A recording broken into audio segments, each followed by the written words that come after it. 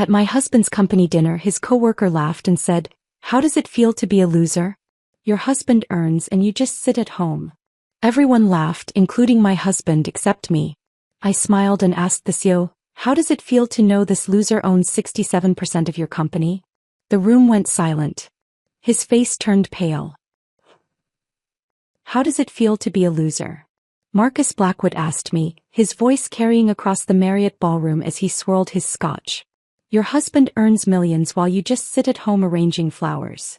The laughter that followed wasn't nervous or polite. It was genuine, cruel, and unanimous. Even my husband Richard raised his champagne glass in amused agreement. 22 years of marriage, and this was the moment I decided to destroy them all. But I'm getting ahead of myself. Let me start with this morning when I was still playing the role of the perfect corporate wife, not knowing that by tonight I'd reveal I owned 67% of their precious company. Before we dive deeper, if you've ever been dismissed or undervalued despite your contributions, please consider subscribing. It's free and helps share these important stories. Now let's see what happens next. The alarm never woke Richard anymore. 3 snoozes every morning, while I slipped out of bed at 5:30 a.m. to begin the elaborate ritual of maintaining his life. The kitchen was my first stop, where I performed the daily magic of creating his perfect breakfast. Egg whites folded precisely, no trace of yolk. Whole grain toast, golden brown but never burnt. Fresh orange juice, pulp-free because he claimed it affected his digestion. 22 years of this routine and I could do it blindfolded. "Karen, where's my Harvard tie?"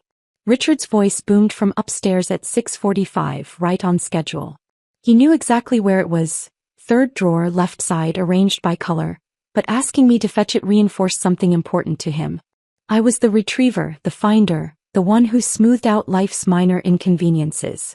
I climbed the stairs with his coffee, 2 sugars, no cream, in the Harvard Business School mug his mother bought him, and found him standing in his walk-in closet, surrounded by $40,000 worth of suits, looking helpless. "The red one?" I asked, already reaching for it. "You have the Morrison presentation today." "Actually, it's the Singapore merger finalization," he corrected, taking the coffee without a thank you. "But yes, the red one. Power color." He said it like I hadn't been tracking his calendar for 2 decades, like I hadn't typed up his talking points last night while he watched golf. I tied the Windsor knot while he stood there, checking his phone, scrolling through emails from people who actually mattered to him. "Don't wait up tonight," he said, adjusting the tie I'd just perfected. "Company dinner at the Marriott. Black dress would be appropriate." Appropriate. After 22 years, I'd become something that was either appropriate or inappropriate, never just myself. Lunch with Mother at the country club was its own form of torture. She sat across from me at our usual table, the one overlooking the tennis courts where she'd once hoped I'd celebrate my own victories instead of my husband's. "Richard must be thrilled about the promotion," she said, though her tone suggested anything but thrill. "Senior Vice President. Your father would have been impressed." My father would have been devastated, actually. He'd sent me to Columbia Business School. He'd celebrated when Goldman Sachs offered me that analyst position. He'd believed I'd conquer Wall Street, not become a suburban housewife whose greatest achievement was remembering her husband's coffee order. "You look tired, dear," Mother continued, studying my face with that surgical precision Mother's perfect over decades. "Are you taking those vitamins I recommended?" "I'm fine, Mother. You used to say that when you were struggling at Columbia too. Right before you quit." She set down her fork, her Caesar salad barely touched. "For him. I didn't quit. I made a choice." "Yes, and look where that choice led you." She gestured vaguely at my St. John's suit, my pearl earrings, my entire existence. "Playing dress-up for his colleagues while your brain rots in that big house." I wanted to tell her about Greystone Capital then. About the investment firm I'd built in secret using Dad's insurance money. About the 67% of Nexus Industries I'd acquired through shell companies. About how Richard's entire career existed because I'd orchestrated it from the shadows. But I couldn't. Not yet. The afternoon disappeared in preparation for tonight's dinner. Hair salon at 2, where they covered the gray that Richard pretended not to notice. Manicure at 3:30, neutral pink because anything else was trying too hard. Home by 4:45 to select the black dress he'd already chosen for me. My phone buzzed as I was applying makeup. Victoria Lawson, my attorney and the only person who knew my secret. Greystone quarterly reports attached. Your portfolio exceeded projections by 47%. You now control enough shares to replace the entire board if needed. I deleted the message immediately, a habit formed from years of hiding my true self. Richard thought I spent my days at charity luncheons and book clubs. He had no idea I'd been slowly, methodically acquiring the very company where he worked, using the inheritance he thought went to our mortgage and his golf club membership. The doorbell rang at 6:15. Richard, home just long enough to change his shirt and cologne before the dinner. He looked good in his evening suit, I had to admit. The silver at his temples gave him that distinguished air that made junior executives hang on his every word. Ready? He asked, checking his Rolex. We can't be late. James specifically requested our presence at the executive table. Our presence. As if I was anything more than a mandatory accessory like cufflinks or a pocket square. The drive to the Marriott was silent except for Richard's phone calls. 3 different conversations about quarterly projections, 2 mentions of the Singapore merger, and 1 laugh-filled exchange with Marcus about some junior analyst's mistake. Not once did he look at me or ask about my day. As we pulled up to the valet, he finally turned to me. Remember, Karen, just smile and let me handle the conversation. These people don't care about your little hobbies. My little hobbies. Like the investment portfolio worth more than his entire career. Like the company shares that could end his professional life with a single phone call to the board. Of course, Richard, I said, perfecting the smile I'd worn for 22 years. I know my place. I stepped out of the car, smoothing my appropriate black dress, not knowing that in 3 hours Marcus Blackwood would call me a loser. Not knowing Richard would laugh. Not knowing that I'd finally drop the mask and reveal that the perfect corporate wife they'd all dismissed owned everything they held dear. But for now I walked through those grand doors ready to play my part one last time. The marble floors reflected the chandelier light, and I took my usual position at the third table from the window. Close enough to seem involved, far enough to remain invisible. The perfect corporate wife, counting down the minutes until her resurrection. The perfect corporate wife, counting down the minutes until her resurrection, or so I thought. What I hadn't counted on was Marcus Blackwood deciding tonight was the night to make me his entertainment. I just settled into my seat, the leather still cool against my legs, when his shadow fell across my table. Marcus moved through the ballroom with the confidence of a man who'd never been told no, his Italian shoes clicking against marble, announcing his arrival before his voice did. Well. Karen Winters hiding in the corner as usual. His Rolex caught the chandelier light as he pulled out the chair beside me without invitation, the metal scraping against the floor in a way that made nearby conversations pause. The cologne hit me next, Tom Ford applied with the subtlety of a fire hose. I'm not hiding, Marcus. Just enjoying my wine. Of course you are. He signaled the waiter for another scotch, then turned his full attention to me, eyes scanning like he was appraising real estate. Richard tells me you keep yourself busy these days. What is it you do exactly? Pilates? Maybe some charity work. The condescension dripped from every word. This was Marcus's favorite game, finding the wives at these dinners and dissecting their lives for sport. Last quarter's dinner he'd reduced Tom Bradley's wife to tears asking about her little pottery hobby. I manage our investments, I said, keeping my voice level. His eyebrows shot up in mock surprise. Investments? You mean like choosing between mutual funds at the bank? He laughed, the sound sharp and grating. That's adorable. Richard's lucky to have someone managing the household finances. Very traditional. Actually, I studied finance at Columbia before. Columbia? He interrupted, his voice rising so the adjacent tables could hear. No kidding. And you used that Ivy League education for what, exactly? Clipping coupons? Planning the grocery budget? Eleanor Harrison turned in her seat 2 tables over, suddenly interested in our conversation. Her husband James, the CEO, glanced our way with mild curiosity. The ripple effect had begun. Marcus's voice was better than a dinner bell for attracting attention. Tell me, Karen, he continued, swirling his scotch, the ice cubes clicking like dice in a casino. What's it like? I'm genuinely curious. You wake up every morning in that beautiful Westchester house, paid for by Richard of course, and then what? Yoga class? Book club with the other wives? Marcus, I don't think. But he was already standing, his voice projecting across the ballroom like he was giving a presentation.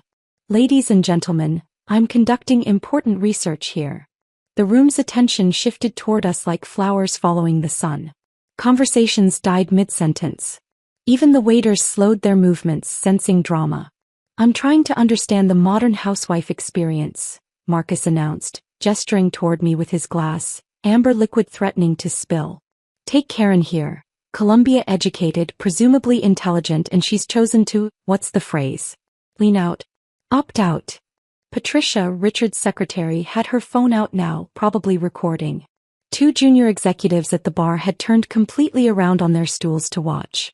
"The question is," Marcus continued, his theatrical performance reaching its crescendo, "how does it feel to be a loser?" The word landed in the sudden silence like a judge's gavel. "I mean seriously," he pressed on, feeding off the nervous laughter beginning to bubble up from various tables. "Your husband earns millions. He's closing deals that reshape entire markets. He's building an empire. And he just, what? Arrange flowers? Plan dinner parties? Wait for him to come home and tell you about the real world." The laughter wasn't nervous anymore. It rolled through the ballroom in waves, genuine, cruel, unanimous. James Harrison actually raised his bourbon in a mock toast. Eleanor's smirk was visible from across the room, her diamonds catching light as she leaned toward another wife to whisper something that made them both giggle. But none of that compared to what happened next. I turned toward Richard, my vision tunneling as I searched for my husband's face in the crowd. He'd defend me. He had to. 22 years of marriage meant something. The vows we'd exchanged, the life we'd built, the sacrifices I'd made, surely they counted for something. I found him standing near the bar, his champagne flute raised, his face lit with genuine amusement. Not the polite, uncomfortable smile of someone trying to navigate an awkward situation. Not the tight expression of a husband watching his wife be humiliated. He was laughing. Really laughing. His shoulders shook with it. His eyes crinkled at the corners the way they did when he watched his favorite comedians on Netflix. He clinked glasses with another executive, both of them finding my humiliation genuinely entertaining. The room tilted. Or maybe I tilted. The chandelier light suddenly felt too bright, the laughter too loud, echoing off marble and crystal until it seemed to come from everywhere at once. The word loser bounced around the space, defining me, redefining me, erasing 22 years of existence and replacing it with a single devastating label. I thought about the two miscarriages Richard never knew about. The first happened while he was in Tokyo closing a deal. I'd bled alone in our bedroom, too afraid to call him and disrupt his meetings. The second occurred during his Singapore merger. I'd driven myself to the hospital, told the nurses my husband was traveling for business, held my own hand through the pain. I thought about the nights I'd spent alone in our king-sized bed while he entertained clients. The birthdays he'd missed. The anniversary dinners canceled for emergency board meetings. The slow disappearance of the woman I'd been at Columbia, dissolved into the role of Richard's supporting cast. Marcus was still talking, his voice distant now, like hearing someone through water. "Maybe we should start a reality show, Real Housewives of Failed Ambitions." More laughter. Richard's the loudest of all. My hands had been shaking, but they stopped. My heart had been racing, but it slowed. Something inside me, something I'd buried under years of appropriate dresses and neutral nail polish, suddenly cracked open. The wine glass was still in my hand. I set it down with deliberate precision, the base meeting the table with a soft click. My wedding ring, 3 carats, chosen by Richard's mother, caught the light as I released the stem. For 22 years I'd been afraid. Afraid of disrupting Richard's career. Afraid of embarrassing him. Afraid of being too much, too loud, too visible. But sitting there, surrounded by people who saw me as nothing more than a failed ambition, a cautionary tale, a loser, I realized something. I wasn't afraid anymore. The Greystone Capital documents were in my safe at home. 67% ownership of Nexus Industries, acquired quietly over 7 years through shell companies and private equity maneuvers. Richard's entire career, Marcus's job, James Harrison's CEO position. All of it existed at my discretion. They just didn't know it yet. But they were about to. I stood slowly, my movements deliberate and controlled, smoothing my black dress as I rose. The laughter was still echoing through the ballroom, bouncing off crystal and marble, but something in my posture made Marcus hesitate mid-chuckle. You're absolutely right, Marcus. My voice cut through the noise like a blade through silk. Dangerous. I am a loser. He grinned wider, thinking I was admitting defeat, raising his scotch in mock victory. Others leaned in, sensing fresh blood in the water. A loser who owns 67% of your company. The words hung in the air for a heartbeat, then two, then three. Marcus's glass stopped halfway to his lips. Someone coughed. A fork clattered against a plate. I turned to face James Harrison directly, the CEO who'd barely acknowledged my existence for 7 years. His bourbon was frozen in midair, his face shifting from amusement to confusion. James, how does it feel to know that the loser housewife you've been laughing at controls Nexus Industries through Greystone Capital? The silence that followed was absolute. I could hear the soft hum of the air conditioning, the distant clatter of dishes in the kitchen 3 rooms away, the whisper of Eleanor Harrison's silk dress as she shifted in her seat. Richard's champagne flute slipped from his hand. The crystal shattered against the marble floor with a sound like breaking bones, champagne spreading in a golden puddle that caught the light. Nobody moved to clean it. Nobody moved at all. That's not, James started, his voice cracking. He cleared his throat, tried again. Greystone Capital is a private equity firm out of Manhattan. We've never met the principals. No, I agreed, walking closer to his table, my heels clicking with each step. You haven't. You've met their representative. Every quarter for the past 7 years, you've sent your reports to a post office box in White Plains. You've deposited dividend checks into accounts managed by shell companies. You've accepted board decisions delivered through lawyers who've never revealed their client's identity. I stopped directly in front of him, close enough to see the sweat beading on his upper lip. 7 years ago, Nexus was 48 hours from bankruptcy. My voice carried across the silent ballroom, reaching every corner, every ear. Even the waiters had stopped moving, holding their trays like statues. Brennan Corp's hostile takeover was almost complete. Your stock had dropped 70%. 3 major clients had pulled their contracts. The board was meeting every 6 hours, trying to find a miracle. James's hands were shaking now, bourbon trembling in his glass. Then Greystone Capital appeared. A bailout offer that seemed too good to be true. $40 million in immediate capital. Restructuring of all debt. New credit lines.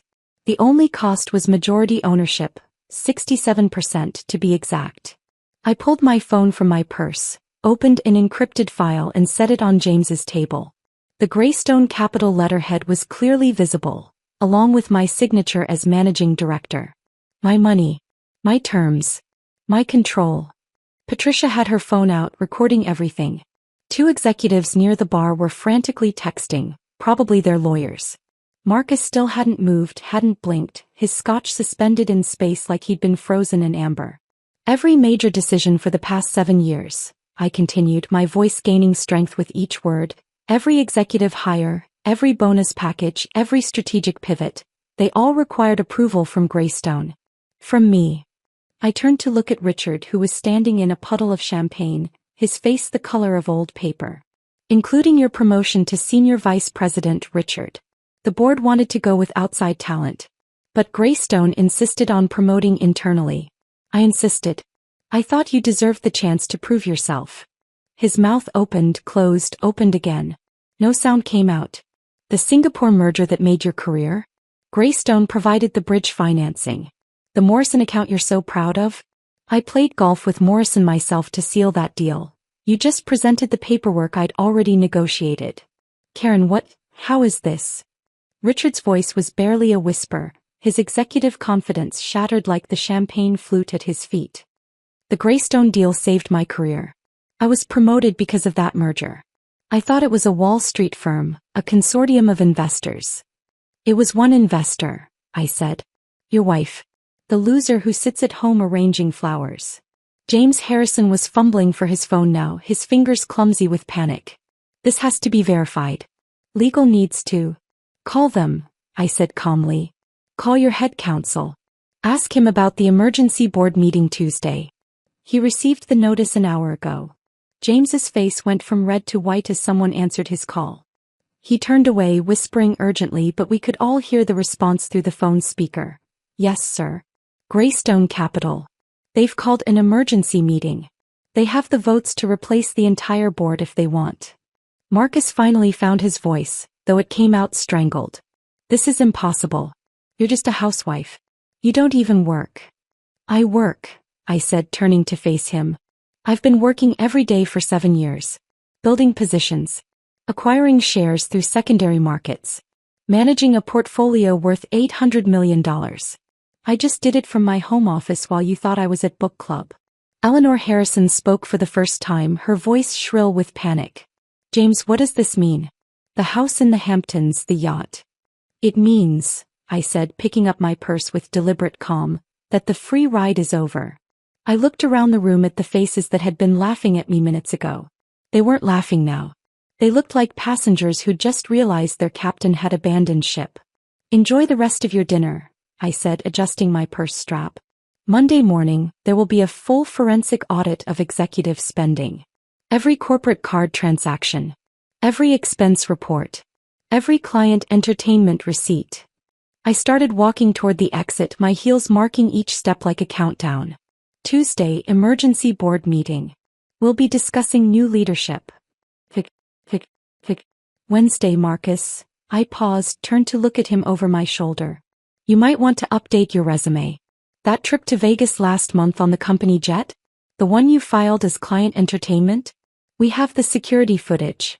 The ballroom erupted behind me. Richard calling my name with increasing desperation, James shouting into his phone about legal options, Eleanor demanding to know if they'd have to sell the house, Marcus trying to explain about Vegas. But I didn't turn around. I didn't stop walking. 22 years of being invisible had taught me many things, but the most important was this. The best revenge isn't served cold. It's served at exactly the right temperature, at exactly the right moment, to exactly the right people. The valet brought my car, the Tesla Richard didn't know I owned, and I drove away from the Marriott, leaving my old life in pieces on the marble floor. Behind me, in that ballroom, the kingdom built on my money was already beginning to crumble. The Tesla's autopilot guided me home through empty streets while my phone blazed with notifications. 17 missed calls from Richard, 3 from James Harrison, and 1 from a number I didn't recognize that was probably Marcus. I turned the phone to silent and watched the city lights blur past, feeling something I hadn't experienced in decades. Control. The house was dark when I pulled into the garage at 11:47 p.m. No lights except for the thin yellow line under Richard's study door. He'd beaten me home somehow, probably broke every traffic law in Connecticut to get here first. I made myself a cup of tea, not the chamomile Richard bought in bulk, but the expensive oolong I kept hidden behind the flower container, and climbed the stairs to bed. The sound of papers rustling and keyboards clicking from the study followed me all night.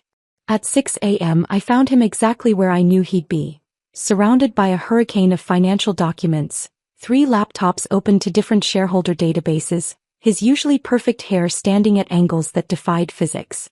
Empty coffee cups formed a defensive perimeter around his desk. His Brooks Brothers shirt was untucked, unbuttoned, and had what looked like mustard stains from a gas station sandwich. We need to talk.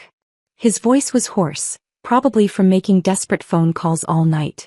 I poured myself coffee from my private stash, Blue Mountain from Jamaica, $70 a pound, and sat in the leather chair across from him. The chair where I'd sat hundreds of times while he explained why he'd miss another anniversary, another birthday, another life moment. Is it true? All of it. I took a long sip, savoring the rich flavor I'd denied myself whenever he was around. Every word. His hands shook as he pushed a document across the desk. A printout from the SEC database showing Greystone Capital's controlling stake in Nexus Industries. Why didn't you tell me? Karen, we could have been a power couple. We could have run the company together. Think of what we could have accomplished if I'd known. The laugh escaped before I could stop it, sharp and bitter as black coffee. Together? Richard, you told your golf buddies I dabble in investments like it was a cute hobby. You introduced me at last year's Christmas party as someone who used to have career ambitions before she found her true calling as a wife. He flinched but pressed on, his desperation overriding his shame. That was just talk. You know how those guys are. I had to maintain an image. An image of what? A successful man with a decorative wife? A breadwinner with a dependent? Tell me, Richard, in this fantasy where we run Nexus together, would I still be making your breakfast every morning at 5:30? The doorbell rang at exactly 9 a.m., saving him from answering. Victoria Lawson stood on my doorstep with 3 associates, all carrying bankers' boxes and looking like a legal SWAT team. Good morning, Karen. Ready to change some lives? I led them to my home office, the room Richard thought contained my scrapbooking supplies. His jaw dropped as Victoria's team transformed it into a war room, covering every surface with documents, laptops, and evidence boxes. The forensic audit is complete, Victoria announced, spreading reports across my desk like tarot cards revealing corporate futures. It's worse than we thought. She pulled up security footage on her laptop. Marcus boarding the company jet with 2 women who were definitely not clients. Timestamp showing a Wednesday afternoon when he was supposedly in budget meetings. 17 trips to Vegas in the past year, all expensed as client entertainment. Total damage, $450,000. The next file showed James Harrison's brother-in-law's consulting firm. $3 million in contracts for services that were never rendered. The company doesn't even have an office. It's registered to a residential address in Jersey. More documents. More corruption. 7 years of executives treating Nexus like their personal piggy bank while I remained silent in the shadows. We can destroy them all, Victoria said, her eyes gleaming with legal bloodlust. The question is, how much damage do you want to inflict? I thought about 22 years of being introduced as Richard's better half, as if I wasn't a whole person. 22 years of having my opinions dismissed, my intelligence undermined, my existence reduced to an accessory. All of it. I want them to feel what it's like to lose everything they thought defined them. Richard was hovering in the doorway, his face gray as old newspaper. Victoria noticed him and smiled with shark-like precision. Mr. Winters, I'd suggest you retain separate counsel. This is going to get complicated. My phone rang just as Victoria was explaining the legal intricacies of corporate takedowns. The screen showed Melissa's face, the photo from her high school graduation where she looked so much like me at that age, before I disappeared into Richard's shadow. Mom? Dad just called me crying. Actually crying. He says you've destroyed his career? What's happening? I stepped onto the balcony, away from Richard's desperate eyes. Your father and his colleagues humiliated me at a company dinner. They called me a loser for being a housewife. They laughed at me, Melissa. Your father laughed along. Silence stretched between California and Connecticut. So I told them the truth. That I own the company. That I've owned it all along. Wait, what? You own Dad's company. I explained about Greystone Capital, about saving Nexus from bankruptcy, about hiding my power for 7 years while being treated like furniture. Another long pause. Then, you mean you've been running things all along? While Dad took credit for being some business genius. Yes. Holy, Mom, that's the most badass thing I've ever heard. It's about time you stopped letting him treat you like staff. Remember when he made you skip my recital for his client dinner? When he forgot your birthday 3 years in a row? When he told everyone at Thanksgiving that you'd given up your little career dreams to support him? I'd forgotten she'd been listening all those years, filing away every slight, every dismissal. I'm proud of you, Mom, for finally standing up. After we hung up, I found Victoria had set up a laptop showing Nexus's internal communications system. I thought you might want to see this, she said. An anonymous email had reached every Nexus employee 2 hours ago. The subject line, what your executives don't want you to know. The message contained select portions of the audit findings. Marcus's Vegas trips, James's nepotism, the executive team taking $1 million bonuses while laying off 200 employees last Christmas. Within minutes, the company's Slack channels had exploded. Years of resentment pouring out in digital form. Did you send this? I asked Victoria. He shrugged. Whistleblowers are protected by law. Could have been anyone with access to this information. My inbox was filling with messages from Nexus employees. The most surprising was from Patricia, Richard's secretary. Mrs. Winters, we always knew you were different. You remembered our names. You asked about our families. You treated us like people, not servants. Thank you for finally holding them accountable. More messages flooded in. Stories of harassment ignored by HR. Qualified women passed over for promotions. Executives taking credit for their subordinates' work.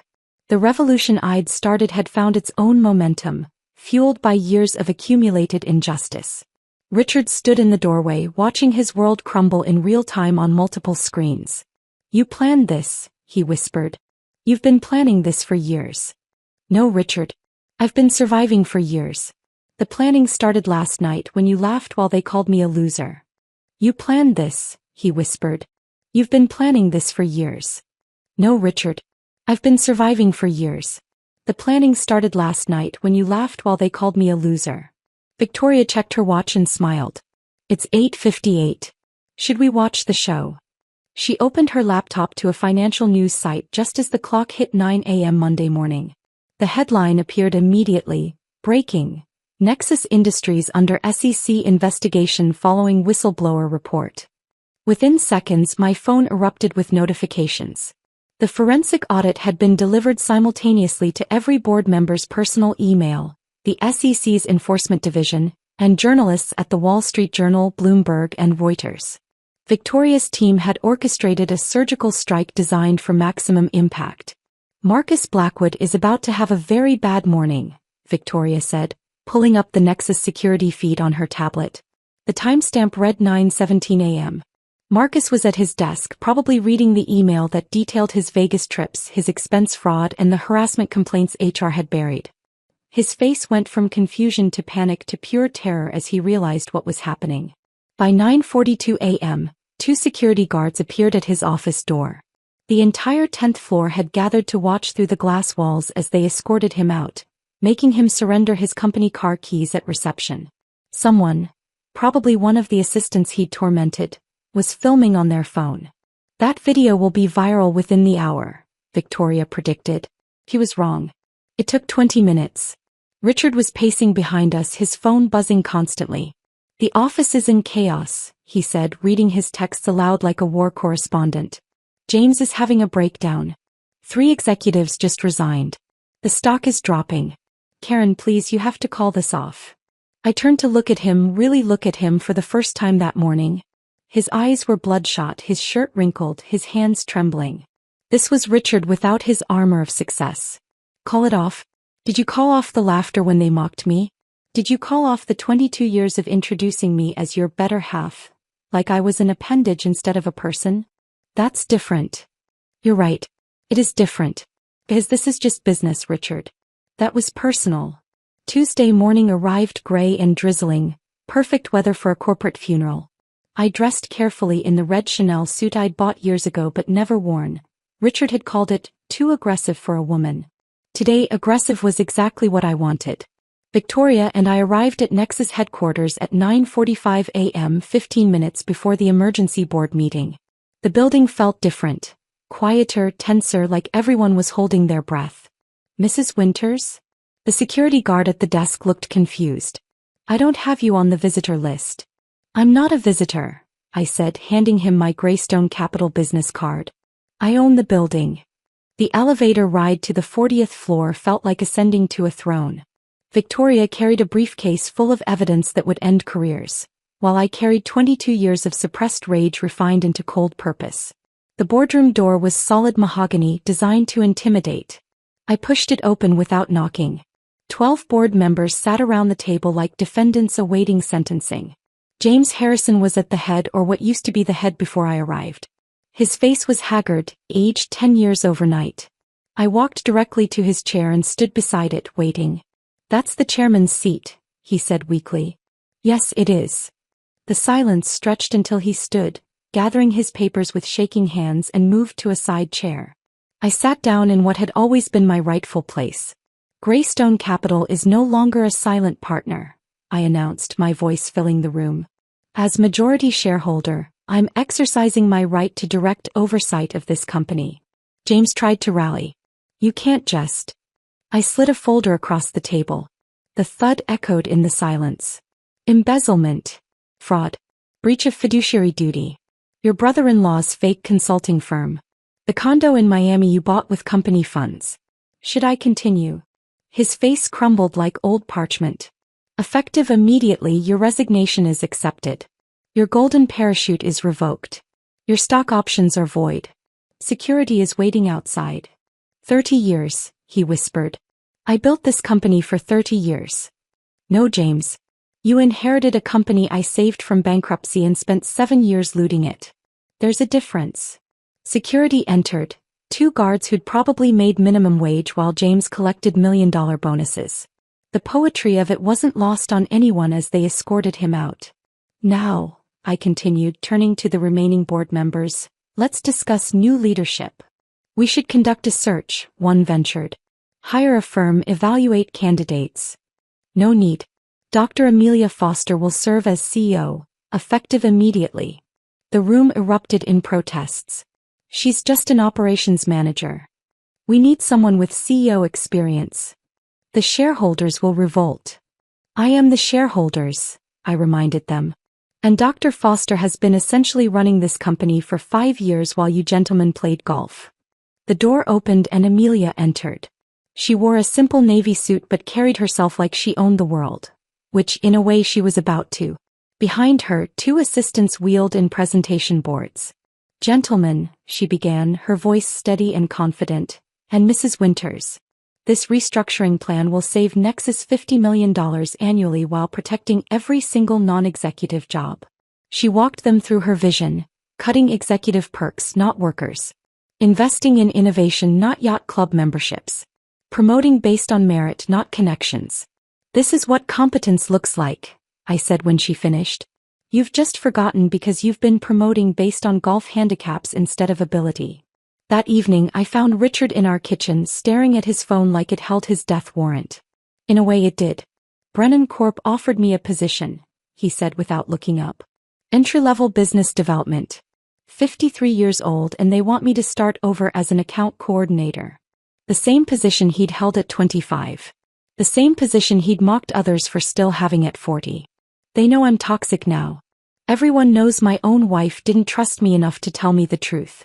They think I'm either an idiot who didn't know his wife owned his company, or a fraud who knew and lied about it. The irony was perfect, served at exactly the right temperature. How does it feel? I asked, pouring myself a glass of wine. The good stuff no longer hidden, to have your entire professional worth reduced to your relationship with your spouse. To be defined not by your achievements but by who you married. He looked up at me then, and for the first time in 22 years, I saw understanding in his eyes. He looked up at me then, and for the first time in 22 years, I saw understanding in his eyes. But understanding and redemption are different currencies, and his account was overdrawn. The doorbell rang at 7 a.m. Wednesday morning, sharp and insistent. Richard was still in bed, he'd been sleeping in the guest room since Monday, and I was sitting in my office, reviewing Amelia's transition plans for Nexus.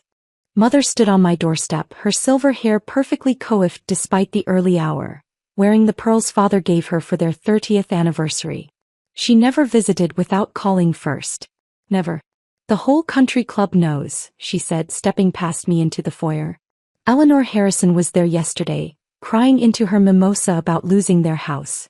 Margaret Blackwood has already unfriended me on Facebook, as if Marcus's Vegas trips were somehow my fault. I led her to my office, expecting the lecture about proper behavior, about not making scenes, about maintaining dignity even when wronged. That was Mother's way, suffer beautifully, never messily.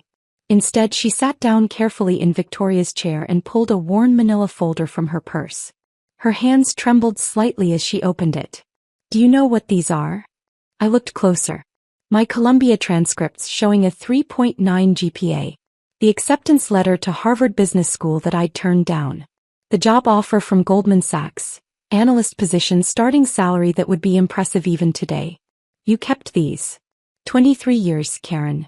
I've carried these for 23 years, waiting for you to remember who you were before him. She spread the papers across my desk, each one a ghost of the life I'd abandoned. You were brilliant. Not just smart, brilliant. Professor Hendricks called you the most promising student he'd had in a decade. Goldman fought 2 other firms for you. And you gave it all up for a man who introduced you as his better half, like you were just a fraction of a person. Tears were running down her cheeks now, something I'd only seen twice before. At Father's funeral and when I told her I was leaving Columbia. When your father died and left that insurance money, $2 million, I thought you'd use it to go back to school. To start your own firm. To become the woman he'd raised you to be. Instead, Instead, I used it to save Richard's company. Without taking credit. Without even telling him it was your money. You let him think it was venture capital, let him present himself as the business genius who saved his startup. He grabbed my hand, her grip surprisingly strong. But I'm proud of you now, Karen. For finally fighting back. Your father would be too. We sat there in silence, two generations of women who'd been taught to be supportive rather than supported, to be silent rather than seen. Thursday evening, Richard knocked on my office door, the first time he'd ever done that. He was holding a manila envelope and wearing the gray suit I'd bought him for our 20th anniversary. It hung loose on him now, he'd lost weight in the past 4 days. Can we talk? I gestured to the chair, but he remained standing, shifting from foot to foot like a schoolboy called to the principal's office. I've had divorce papers drawn up, he said, placing the envelope on my desk. I'm not contesting anything. You can have it all, the house, the cars, our entire joint portfolio. How generous of you to give me things I paid for. He flinched but continued. I need something, Karen. Some dignity. Maybe a consultant position at Nexus? A reference letter saying I left for personal reasons? Something that doesn't make me look like a complete failure. I studied this man I'd once loved enough to sacrifice everything for. His shoulders, once broad with confidence, now curved inward. His hands, which used to gesture grandly when telling his stories, hung limp at his sides. You want dignity? I asked. Where was my dignity when you laughed as Marcus called me a loser? Where was it when you told people I dabbled in investments? When you introduced me as someone who used to have career ambitions? That was different. You're right. It was different. You had 22 years to give me dignity, Richard. Every single day you chose not to. You chose to treat me like an employee, a secretary, a maid with a marriage certificate. Why should I show you mercy you never showed me? He stared at the floor, his reflection visible in the polished hardwood. 2 broken men for the price of 1. Because you're better than me, he said quietly. You always were. I just never wanted to admit it. Before I could respond, we heard a car door slam outside. Melissa's voice carried through the window. She was on the phone, probably with a friend, laughing about something. My daughter, home from Stanford unexpectedly. She burst through the front door with the energy of youth, calling out, Mom? Dad? We need to talk. She found us in my office, took one look at our faces, and her smile faded. You're getting divorced, aren't you? Neither of us answered, which was answer enough. She pulled out her phone, swiping to a photo. Look at this. It was her 5th birthday party. Richard and I flanking her as she blew out candles on a Barbie cake I'd made from scratch. We were laughing, all 3 of us, genuinely happy in that frozen moment. This was before Dad made senior VP. Before Mom's investments. Before any of the garbage that you think matters. We were happy with less. Remember? Melissa, Richard started. No, Dad. You don't get to talk. You laughed while Mom was being humiliated. And Mom, you've made your point. You've destroyed Dad professionally. Marcus is apparently working at a used car dealership. James Harrison is under federal investigation. What more do you want? She looked between us, her eyes, my eyes, blazing with frustration. I don't want to lose my family to revenge. Can't we salvage something? I looked at the photo again. That woman in the picture. She'd already given up Harvard to support Richard's dream. She'd already spent her father's inheritance saving his company. The happiness in that photo was built on a foundation of my sacrifices nobody else even knew about. That family never really existed, sweetheart, I said gently. It was just me pretending everything was fine while slowly disappearing. Later, at 2 a.m., I wandered through our house like a ghost haunting my own life. The formal dining room where I'd hosted countless dinner parties for Richard's colleagues. The living room where I'd smiled through book club meetings while the other wives discussed their husbands' promotions. I ended up in Richard's study, his former study I supposed.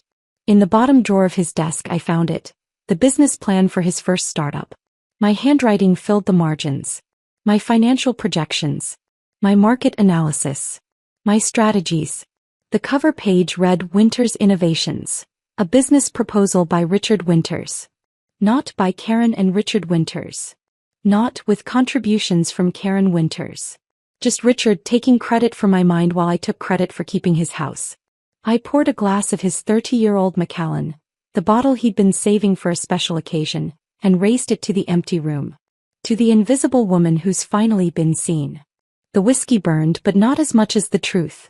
I'd won everything and lost everything simultaneously. The victory tasted like ashes, expensive ashes, but ashes nonetheless. The whiskey burned, but not as much as the truth. I'd won everything and lost everything simultaneously. The victory tasted like ashes, expensive ashes, but ashes nonetheless. My phone buzzed at 3 a.m. Victoria's name lit up the screen. "Did I wake you?" she asked, though we both knew I hadn't slept properly in days. "What is it?" "The board wants to move the emergency shareholder meeting to Friday. Same venue as last week's dinner, the Marriott Grand Ballroom. They think familiar territory will give them an advantage." I almost laughed. They wanted to return to the scene of my humiliation, not realizing they were handing me the perfect stage for their destruction. "Tell them yes. And Victoria? Make sure the media knows. I want cameras." Friday arrived wrapped in sunshine that felt like cosmic irony. I chose my outfit carefully, a white Armani suit I'd bought years ago but never had the courage to wear. Richard had called it too bold, which made it perfect for today. The Marriott's Grand Ballroom had been transformed. Gone were the round dinner tables where executives had laughed at me. Instead, 300 chairs faced a raised platform, a projection screen behind the podium large enough that no one could miss what I was about to show them. The crowd was a mix of shareholders, employees, and media. CNN had sent a crew. The Wall Street Journal had 3 reporters present. Every financial blog worth reading had someone in attendance. I stood backstage watching Richard enter through the main doors. He'd chosen a seat in the very back row, probably hoping to slip out unnoticed when things got difficult.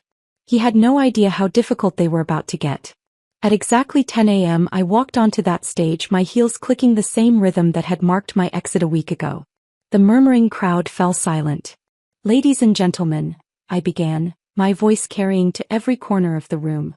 "My name is Karen Winters, and through Greystone Capital, I am the majority shareholder of Nexus Industries." The presentation clicked to life behind me, a simple slide showing Greystone's 67% ownership stake. For 7 years I've been silent while executives treated this company like their personal piggy bank. Silent while they destroyed the culture. Silent while they built a boys' club on the foundation of my investment. Marcus's Vegas trips appeared on screen. Receipts, photos, security footage. Marcus Blackwood, who last week called me a loser housewife, spent $450,000 of company money on personal entertainment. James's fraudulent contracts filled the screen. James Harrison funneled $3 million to his brother-in-law's fake consulting firm. Executive bonuses versus employee layoffs. A graph that looked like a crime scene. While laying off 200 workers last Christmas, executives gave themselves 7-figure bonuses. A murmur rippled through the crowd. Employees in the audience were recording on their phones. Good. I wanted this viral by noon. Effective immediately, I continued, Nexus Industries will be restructured from the ground up. New leadership. New culture. New values. A hand shot up in the press section. Wall Street Journal by the lanyard. "Mrs. Winters, what about your husband's role in this scandal?" I found Richard in the back row. Our eyes met across 300 people, 22 years of marriage compressed into a single moment. "Richard Winters has submitted his resignation," I said, never breaking eye contact with him. "An investigation found he knowingly benefited from executive corruption while claiming ignorance." Richard started to stand to leave, but I wasn't finished. "Mr. Winters will receive no severance package. No references. No golden parachute. The man who built his career on his wife's money, his wife's connections, and his wife's strategies, while calling her a trophy, is no longer associated with Nexus Industries in any capacity." He stood frozen as phones swiveled toward him, everyone suddenly recognizing the former senior VP slinking toward the exit. "The business community should know exactly what kind of man they're dealing with," I added. "Someone who laughs when his wife is called a loser, then discovers she owns his entire world." Richard finally made it to the door, but not before 50 phones captured his retreat. The video would be viral within minutes. The executive who didn't know his wife owned his company. But today isn't about destruction. I continued, turning back to the audience. It's about construction. Nexus will donate $10 million to establish the Phoenix Foundation. The screen behind me shifted to show the foundation's mission statement. This foundation will provide scholarships and mentorship for women whose careers were derailed. Women who were told they were just housewives while holding their families together. Female executives passed over for promotion because they didn't golf with the boys. Every brilliant mind dismissed because it came in a dress. This is for you. The applause started slowly, led by the female employees, but it grew until the entire room was clapping. I noticed Eleanor Harrison in the third row, tears streaming down her carefully made-up face. She'd been James's wife for 35 years, invisible at every company function, introduced as James's better half, just like I'd been Richard's. After the meeting, Eleanor approached me, her voice barely a whisper. I have a degree from Yale, she said. I was going to be a doctor. But James needed support for his career and I disappeared. You don't have to be invisible anymore, I told her. None of us do. The afternoon brought one final piece of business. Security footage of Marcus's Vegas adventures had mysteriously appeared on every major news outlet's desk. TMZ had it online within an hour. But the real destruction came from the email trail Victoria had uncovered. Marcus planning to sabotage female colleagues, including detailed strategies to undermine Amelia Foster's projects. By 6 p.m. his LinkedIn profile was a disaster zone. Women he'd harassed over the years found courage in numbers, sharing their stories in the comments. Former colleagues detailed his bullying. One brave intern posted screenshots of inappropriate messages he'd sent her. At midnight my phone buzzed with a text from an unknown number. I knew it was Marcus. You've destroyed my life. I typed back carefully. No, Marcus. I've revealed it. There's a difference. I set down my phone and walked to the window overlooking the city. Somewhere out there Richard was learning to be nobody special. Marcus was discovering what it meant to be truly seen. James was probably consulting with lawyers who couldn't help him. And I was finally, after 22 years, visible. The white suit hung in my closet, still pristine despite the day's battles. Tomorrow I'd wear something else, be someone else. Not Richard's wife, not even Greystone Capital's owner. Just Karen Winters, whoever that turned out to be. The city lights twinkled below like earthbound stars, each one representing someone's dream, someone's struggle, someone's triumph. Tonight, for the first time in decades, one of those lights was mine. The city lights twinkled below like earthbound stars, each one representing someone's dream, someone's struggle, someone's triumph. Tonight, for the first time in decades, one of those lights was mine. 6 months passed in a blur of corporate restructuring and personal reconstruction. October arrived with its familiar chill, and I found myself standing in the transformed headquarters of Nexus Industries, barely recognizing the place where Richard had spent more time than he'd ever spent at home. Amelia met me at reception, her CEO confidence radiating from every gesture. 40% profit increase, she said without preamble, leading me through halls that hummed with different energy. And we did it while implementing 6 months of paid family leave. The executive floor had been gutted and rebuilt. Gone were the dark wood panels and portraits of white-haired men in suits. The walls now showcased the company's actual builders. The engineer from Mumbai who revolutionized their supply chain. The single mother from Detroit who designed their best-selling product. The former refugee from Syria who transformed their customer service. James's old office? I asked. Nursing room for new mothers. We have 14 employees using it regularly. Amelia smiled. His mahogany desk makes an excellent changing table. The old executive dining room had been converted into an open cafeteria where everyone ate together. No more segregation by salary level. I watched a junior developer sitting with the CFO, both eating the same subsidized lunch, discussing something that made them both laugh. You did this, Amelia said, handing me a folder thick with letters. These are from employees. They wanted to thank you for saving their jobs, for changing the culture, for giving them hope. I opened one at random. Mrs. Winters, I've worked here for 15 years. For the first time I feel valued. My ideas matter. My voice is heard.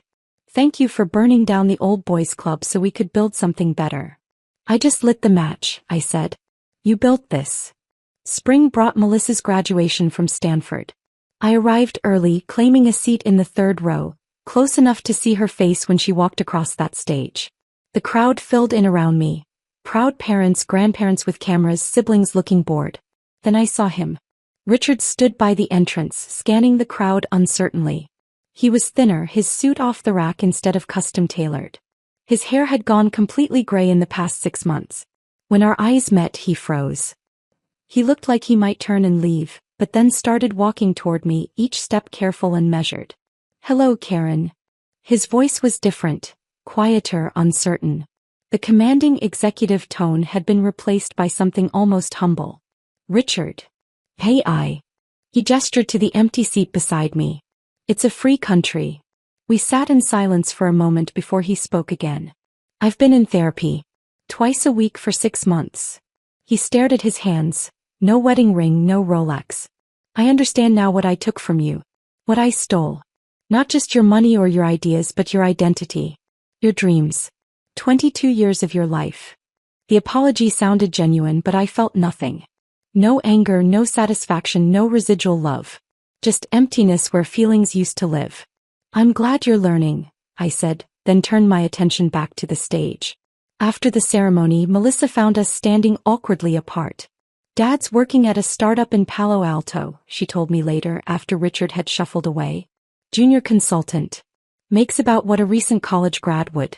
He lives in a studio apartment near the train station, takes public transit to work. His co-workers don't know his history and he's terrified they'll find out."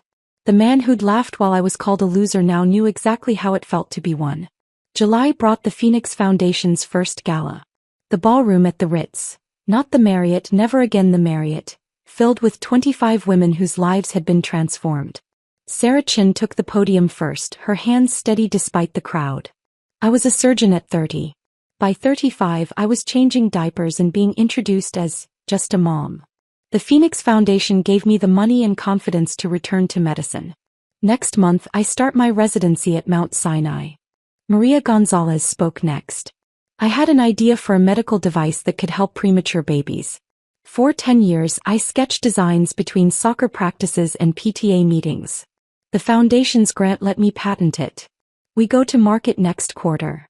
Story after story of resurrection. Women who'd been buried under other people's ambitions, finally digging their way back to the surface. "You gave us permission to exist again," Sarah told me afterward. "To be more than someone's wife or mother. To remember we had dreams before we had families." Their success was my real revenge. Not destroying Richard, but building something from the ashes of my own sacrificed dreams. August found me alone in my Westchester mansion at 2 a.m., unable to sleep. The house felt too big, too empty, too quiet. Richard had taken nothing in the divorce, signed everything over without argument. Melissa was starting her own journey at a tech firm in Seattle. I walked through rooms that echoed with absence. The formal dining room where we'd hosted countless dinner parties. All Richard's colleagues, never my friends. The living room where I'd smiled through book clubs with wives who now crossed the street to avoid me. The women from the country club had made their position clear. I was dangerous, a cautionary tale whispered over champagne. Remember Richard Winter's wife? She owned everything all along. Destroyed him completely. They say Marcus Blackwood delivers pizzas now. I poured myself wine.